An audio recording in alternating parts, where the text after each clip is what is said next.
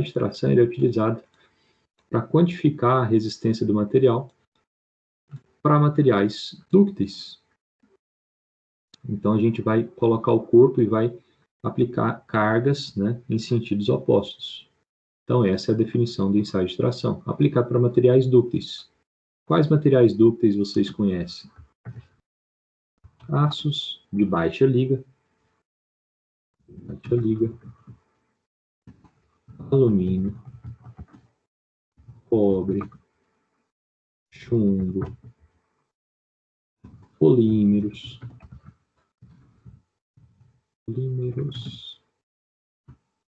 entre vários outros, né? Então, aqui nós teríamos a definição de ensaio de tração aplicado para esses materiais, né? Que se tornam fio facilmente, que resiste a um esforço aí de puxar com facilidade. Então, é a aplicação do ensaio de tração. Lembra que eu falei que o ensaio de tração é similar ao ensaio de compressão? Só que o ensaio de compressão, ele é aplicado para outros tipos de materiais. Ensaio de compressão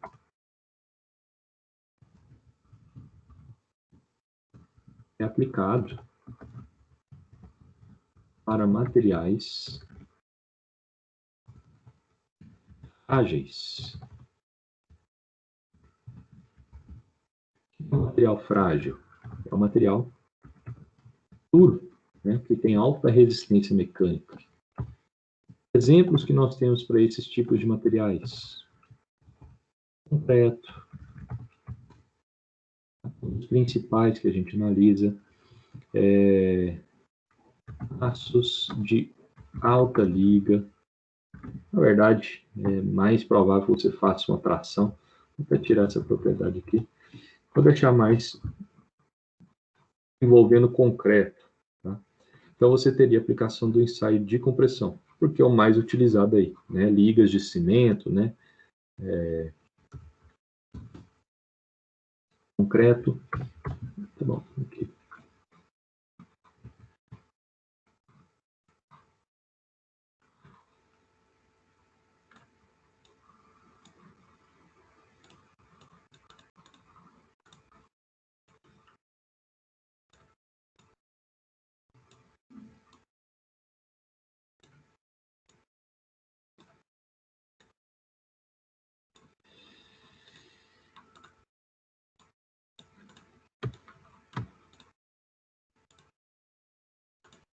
Tranquilo ou não tranquilo?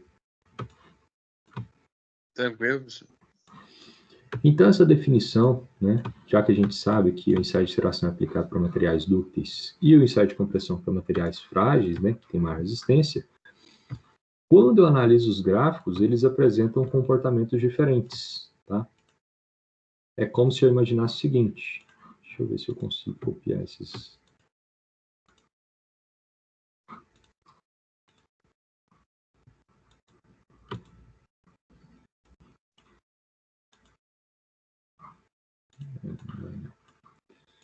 É como se eu imaginasse o seguinte. Né? Deixa eu representar um diagrama aqui. Direto.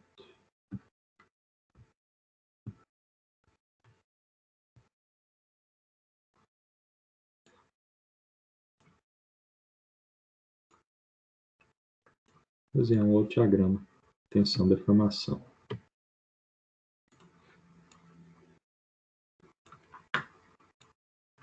E fazer a comparação entre esses dois materiais. Então, aqui nós teríamos a deformação e aqui a tensão.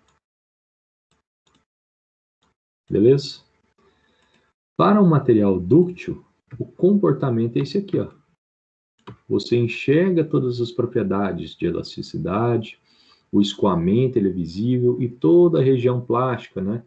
A análise do material ele se recuperar, né? Então ele é um material, né, um gráfico que a gente consegue enxergar todas as suas extensões. Então o gráfico de um material que é dúctil, ele tem esse formato característico, tá? Todos, tá? Alguns mais acentuados, outros menos, tá? Então vai depender da liga do material, da resistência do material. Mas sendo material dúctil, ele tem esse comportamento. Zona elástica, escoamento e zona de endurecimento, né, com rompimento. Para um material frágil, um material duro, ele não vai apresentar essa deformação tão extensa. A diferença dele é que ele suporta, na verdade, uma tensão muito maior, uma força muito maior. Lembra, eu estou falando de concreto. Imagina uma coluna, né, que está suportando um prédio aí. Você tem ali concreto, né, basicamente concreto. Existe uma malha de ferro também, né, que a gente chama de concreto armado, mas o que garante a resistência de compressão é o concreto, porque ele resiste, né, a altas cargas de tensão aí, né, de força aplicada. Então, um material frágil, ele tem a característica de apresentar esse comportamento aqui, ó. Uma alta carga, só que ele não vai deformar tanto, ele não consegue ter essa deformação expressiva quanto um material dúctil, então ele vai falhar nesse pontinho aqui, ó. A diferença entre os gráficos basicamente é essa. Aqui nós teríamos materiais dúcteis, ou perdão, materiais frágeis.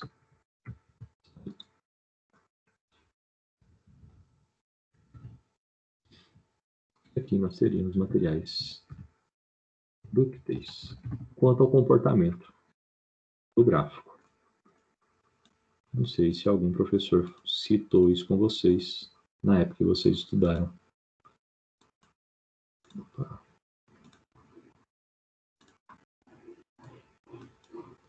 Ensaio de materiais. Certo? Perguntas aqui? Não, professor. Então, a tensão admissível, vou colocar aqui, ó, tensão admissível. Vou criar um textinho aqui para ficar mais escrito a nossa análise.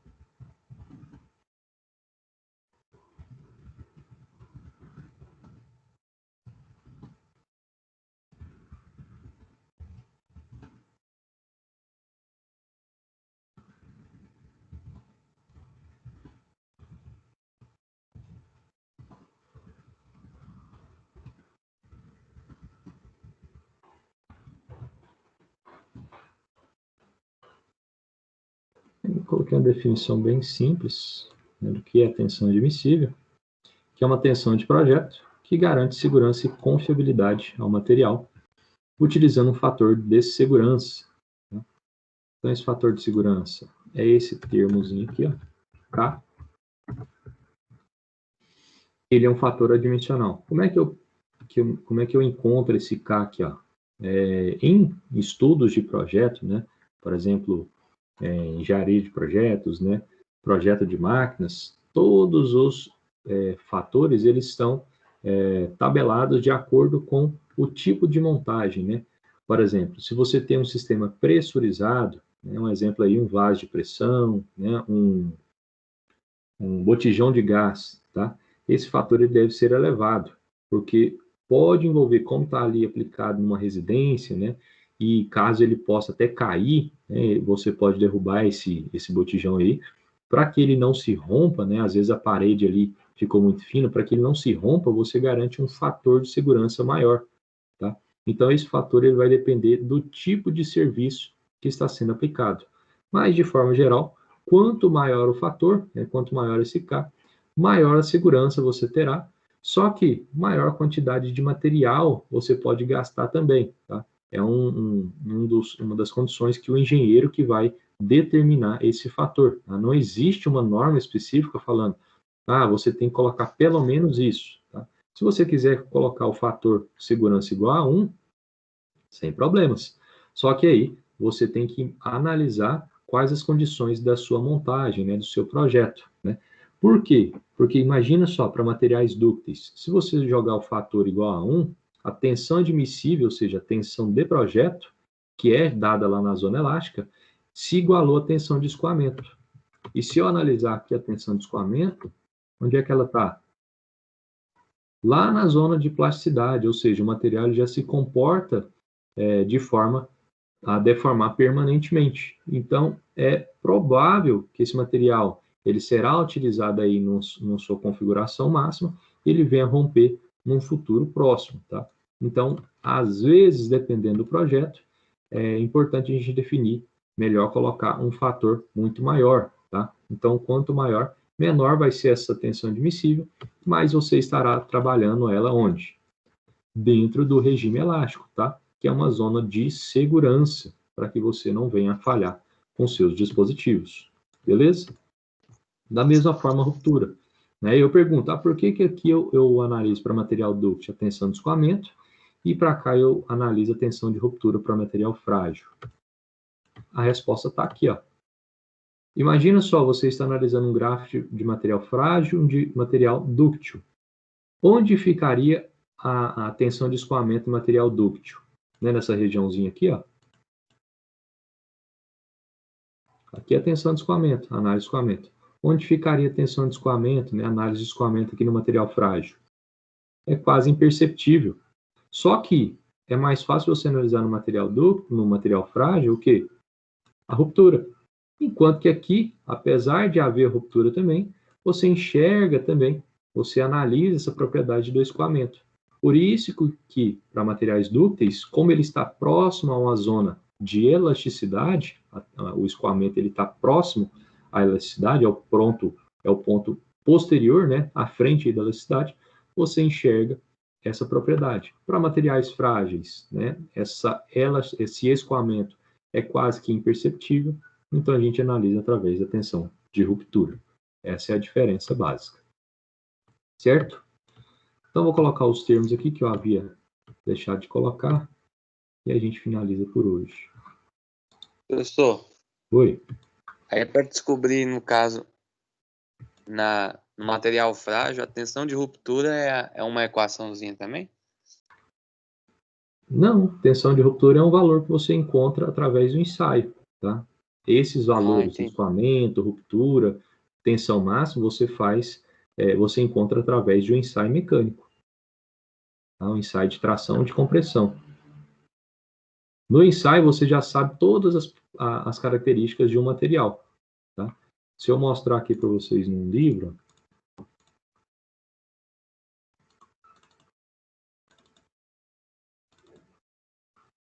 cadê os apêndices? Aqui. Por exemplo, nesse livro aqui, ó, que eu gosto de trabalhar ele, aqui você já tem as propriedades dos materiais, tá? Por exemplo, módulo de elasticidade, densidade, módulo de elasticidade transversal que a gente utiliza também, a tensão de escoamento, de tração, de compressão ou de cisalhamento, limite de resistência, né, o quanto ele vai alongar aí, a porcentagem de alongamento para um corpo de prova de 50. Então, você tem todas as características, né, coeficiente de dilatação, coeficiente de Poisson, para vários tipos de materiais, tá? Metálicos, por exemplo, alumínio, ferro fundido, cobre, magnésio, aço, titânio, ou então outros elementos não metálicos, por exemplo, concreto, plástico, madeira. Então você encontra essas propriedades. Todos os materiais eles já vêm com essas propriedades já descritas, né? Então fica fácil a gente encontrar esses valores. Tá? Isso já está tabelado na bibliografia. Tá? Tensão de escoamento e ruptura. Agora, diferentemente da tensão admissível, a tensão admissível vai depender do seu projeto, né, da extensão do seu projeto, porque o fator de segurança ele pode mudar. Tá? O fator de segurança é um valor adimensional, tá? Iniciando em 1, tá? Em um valor número 1 inteiro, a valores maiores, 1.2, né? Se aumenta em 20%, né? Então vai depender da confiabilidade que você queira no seu projeto. Certo? Certo, professor. Tá bom. Vamos colocar esses termos aqui. Eita.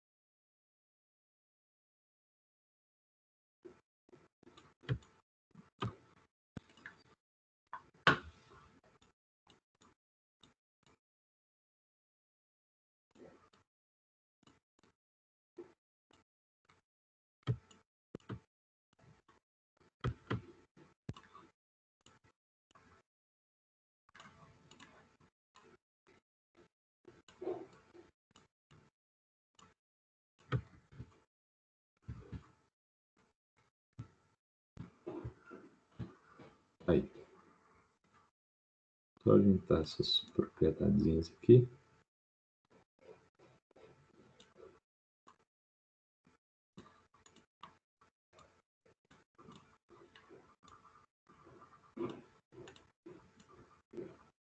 Pessoal, vocês têm alguma pergunta? Algum comentário aí que queiram fazer?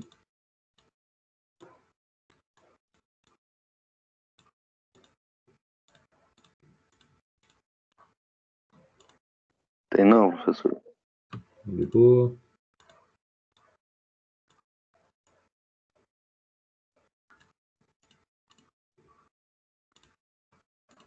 Então, ok. Então é isso aí.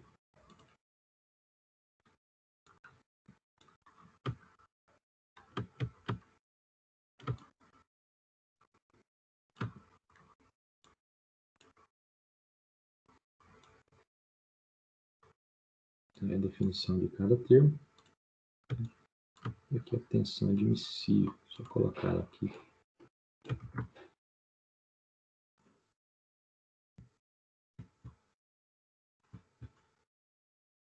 E a gente finaliza. Já manda esse aqui lá no grupo. Tensão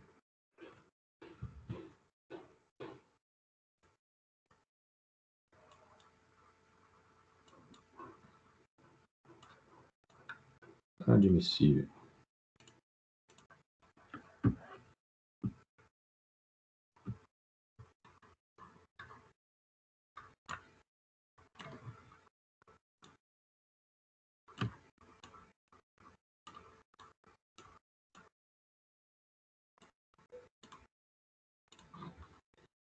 Tá aí.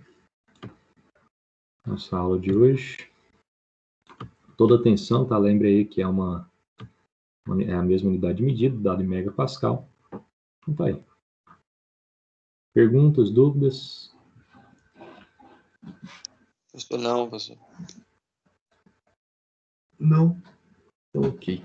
Mas a gente retoma aí com a nossa análise aí de mais exercícios, né, e outros conhecimentos aí. Tá bom? Por hoje a gente encerra por aqui. Beleza. Então, valeu, professor. Valeu aí, pessoal. Até amanhã, Obrigado. se Deus quiser. Com Deus. Valeu. Valeu, com Deus. Até mais.